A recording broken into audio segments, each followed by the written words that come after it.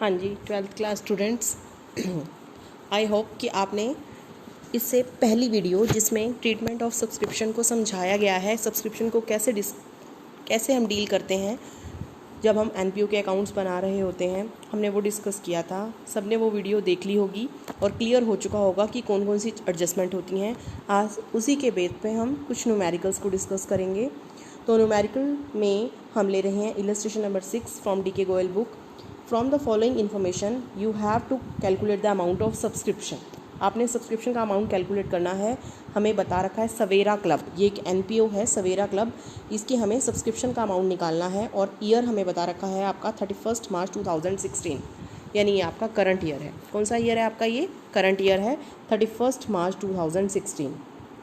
ठीक है, तो आपको अब ये पता लग गया कि करंट ईयर 2016 है और इससे पिछला साल होगा आपका 2015 और अगला साल होगा 2017। तो आपको जो इनकम और एक्सपेंडिचर में ट्रीटमेंट करनी है वो कौन से ईयर के लिए करनी है? 16 के लिए। सिर्फ 16 का डाटा एंटर होगा इनकम और एक्सपेंडिचर अकाउंट में, क्योंकि उसमें सिर्फ करंट ईयर के फिगर लिखे जाते हैं, ना पिछले लिखे जाएंगे 15 के ना 17 के। ठीक है ना?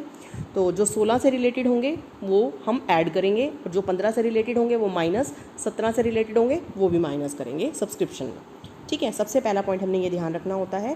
दूसरी चीज़ मैं आपको रिकॉल करवा दूं, आपका सब्सक्रिप्शन ये क्या होती है? रेवेन्यू रिसिप्ट होती है। कैसी रिसिप्ट होती है? Revenue receipt. तो रेवेन्यू रिसिप्ट इनकम और एक्सपेंडिचर में जाएगी, नंबर 1 पॉइंट। नंबर 2 सिर्फ करंट ईयर से रिलेटेड इन्फॉर्मेशन जाएगी। ठीक है, अब क्वेश्चन में 4 एडजस्टमेंट है।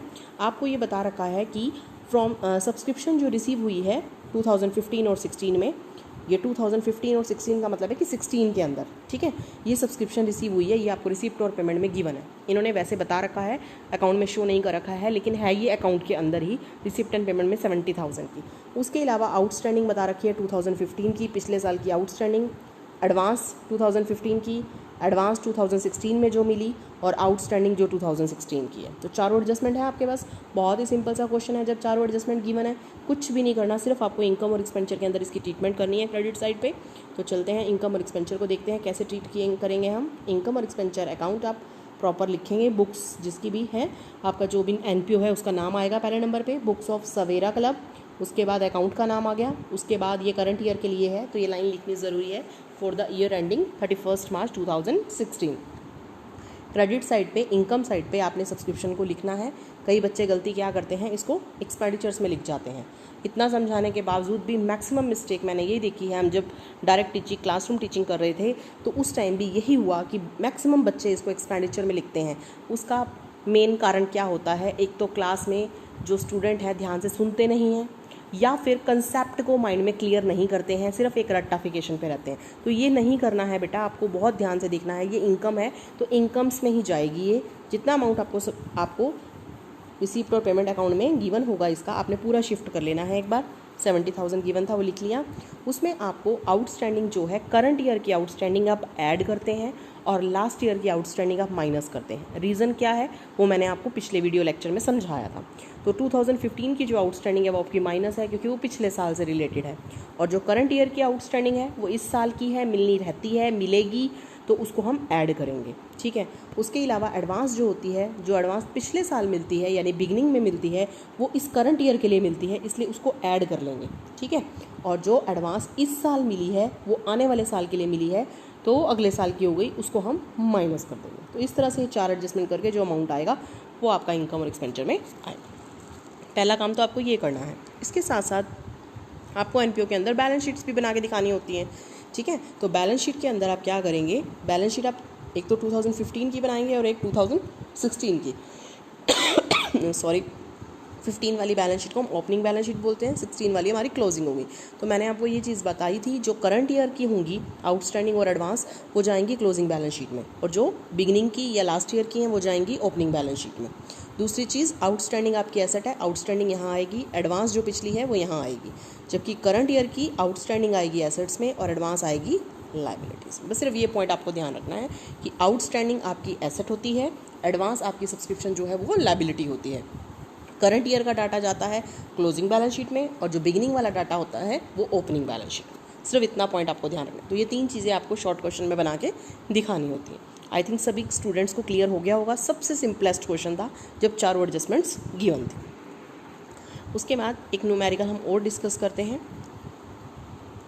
थोड़ा सा इसमें हल्का सा चेंज आएगा क्वेश्चन के अंदर। क्वेश्चन वही है सेम आपका। देखिए इसमें आपको रिसिप्ट और पेमेंट अकाउंट कौन से क्लब का दे रखा है, यंग एसोसिएशन का। क्लब का नाम एनपीओ का नाम है वो है यंग एसोसिएशंस, और इन्होंने बता रखा है इस क्वेश्चन के अंदर कि रिसिप्ट एंड पेमेंट के अंदर 2 लाख रुपीज़ रिसीव हुए हैं as a way of subscription में के लिए टोटल 2 लाख मिला है। इस 2 लाख में हो सकता है कुछ पिछला भी ऐड हो, कुछ अगला भी ऐड हो, तो वो हमने एडजस्ट करना है एडजस्टमेंट्स को करके। और करंट ईयर क्या है हमारा 2016, तो पिछला क्या होगा 15 और आने वाला 17। ठीक है, तो हम ले लेते हैं आइटम्स अपनी 1 बाय 1 डिस्कस कर लेते हैं। क्या लिखा है इसमें, एडिशनल इन्फॉर्मेशन क्या गिवन है। सबसे पहले तो हमें गिवन है सब्सक्रिप्शन आउटस्टैंडिंग एज ऑन 1 अप्रैल 2015, 1 अप्रैल 2015 को, यानी पिछले साल की हमें आउटस्टैंडिंग गिवन है कितनी, 5000। ठीक है, अगर इतनी सी बात दी होती तो ठीक है हम आगे बढ़ते, लेकिन इसके साथ एक ब्रैकेट में लाइन लिखी है, अगर आप ध्यान दें कि इसमें से 3500 रिसीव हुए 15 और 16 में। 15-16 का मतलब है 16 में, तो 16 में तो 2 लाख मिला है, यानी इसके अंदर ये 5000 जो था आउटस्टैंडिंग हम ये माइनस करते थे पिछले साल का, है ना। हम ये मानते थे कि ये 5000 इसमें शामिल है, इसलिए हम उसको माइनस करते थे। लेकिन अब इसने बताया इसमें से तो 5000 से सिर्फ 3500 रुपये रिसीव हुए, यानी इसके अंदर 2 लाख के अंदर ये 5 लाख शामिल नहीं है। शामिल कितना है 3500। तो हम रिड्यूस करते वक्त भी 5000 को माइनस नहीं करेंगे, कितने को माइनस करेंगे 3500 को, क्योंकि जितना उसके अंदर इंक्लूडेड होगा हमें वही सिर्फ रिड्यूस करना है। अगर तो हमें आउटस्टैंडिंग बताता है पिछली बार का 5000 था, भाई इस 5000 ही शामिल है, हम ये मान के पूरा 5000 लेस कर देते, लेकिन यहाँ क्लियर कर दिया उसने कि सिर्फ 3500 रुपये ही रिसीव हुए थे इसमें से। 5000 में से 1500 तो अभी रहते थे, जो रहते थे उसको भी छोड़ देते हैं, जो रिसीव हुए थे 3500 हम सिर्फ उतना रिड्यूस करेंगे। दूसरा एडवांस जो मिली 2015 में बिगिनिंग में, और एडवांस जो मिली अब 2016 में। ठीक है, अब आपको सब्सक्रिप्शन दिखाना है इनकम और एक्सपेंचर में कैसे शो किया जाएगा 31 मार्च 2016 को करंट ईयर में, और बैलेंस शीट जो हमने पिछले क्वेश्चन में चीज़ें बनाई सेम वैसा ही करना है आपको इसके अंदर। ठीक है, तो अब आपके केसेस भी इन्होंने 2 दे रखे हैं। पहले केस में ये कह रहा है कि आपको करंट ईयर की आउटस्टैंडिंग के लिए बता रखी है, करंट ईयर की आउटस्टैंडिंग केस ए में बता रखी है सब्सक्रिप्शन आउटस्टैंडिंग फॉर 15 और 16।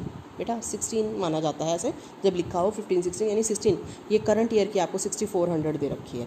ठीक है, तो इसका ट्रीटमेंट शुरू करते हैं पहले ए केस का। तो देखिए आपकी ए केस का स्टार्ट करेंगे, इसी पेज पे है ये। देखते हैं केस ए में सबसे पहला काम क्या किया है आपने इसके अंदर, आपने इनकम साइड पे जाके जो रिसिप्ट एंड पेमेंट का अमाउंट था पहले तो टोटल लिख लिया, 2 लाख गिवन था, 2 लाख को लिख लिया।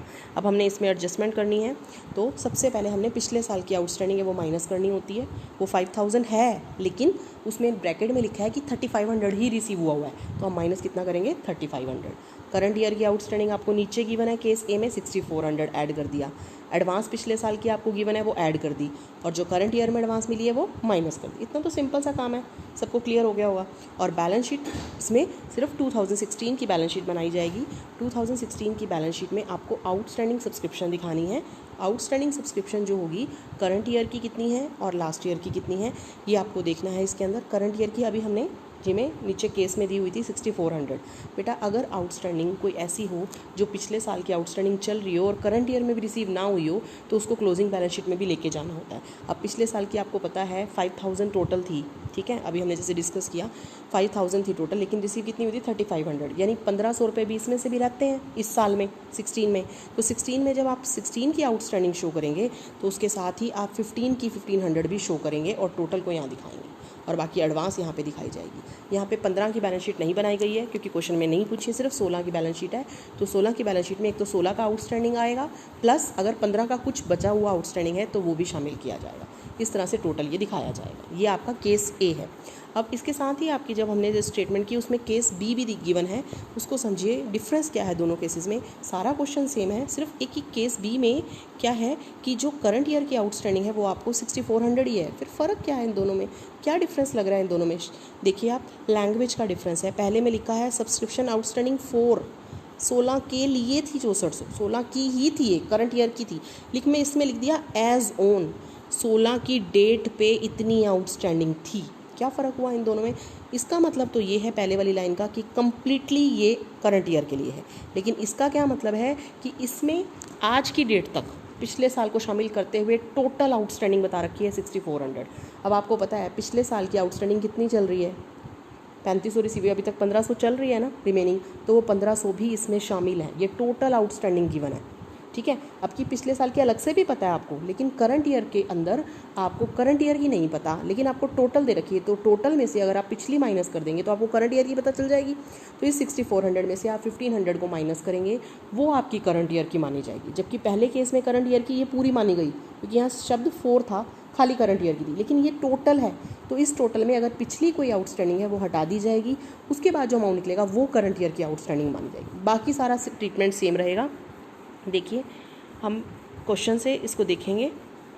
देखिए केस बी का क्वेश्चन आपका क्या है, सब्सक्रिप्शन 2 लाख थी, ठीक है, और लेस पिछले साल की हमने कितनी लेस करनी थी, 3500, क्योंकि मिली 35 थी। और करंट ईयर की देखो 49 लिखी गई है बेटा, 6400 नहीं लिखी गई, क्योंकि वहाँ लैंग्वेज का डिफरेंस है, वहाँ टिल डेट पे इतनी आउटस्टैंडिंग है, यानी वो टोटल है, करंट ईयर की नहीं है, ठीक है। उसके बाद एडवांस का कोई चक्कर नहीं है, एडवांस की जैसे आपको गिवन है आपने वैसे एडजस्ट कर दिया। और अब बैलेंस शीट अगर देखें तो बैलेंस शीट में इस तरफ एडवांस आएगी।